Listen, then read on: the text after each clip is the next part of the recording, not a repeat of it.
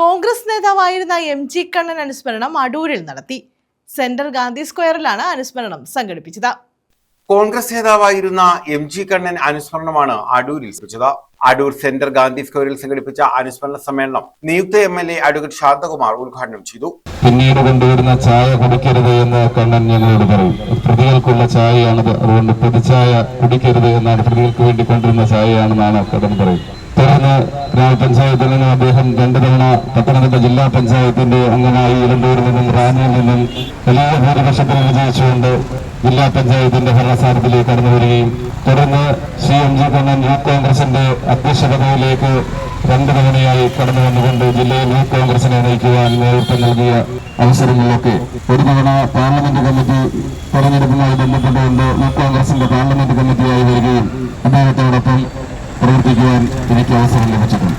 തീർച്ചയായും പൊതുപ്രവർത്തന രാഷ്ട്രീയ രംഗത്ത് കണ്ണൻ ഒരു നിറ സാന്നിധ്യമായിരുന്നു.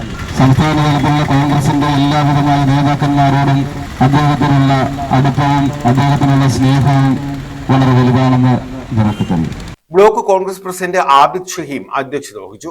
Thoppil Gopakumar, Biju Varghese, Ezhamkulam Aju, Mannadi Parameswaran, Pazhakulam Sivadasan, Shaji Alexander, Anithakumari, Mariyamma Tharakan, PK Murali, C Krishnakumar തുടങ്ങിയവർ പങ്കെടുത്തു.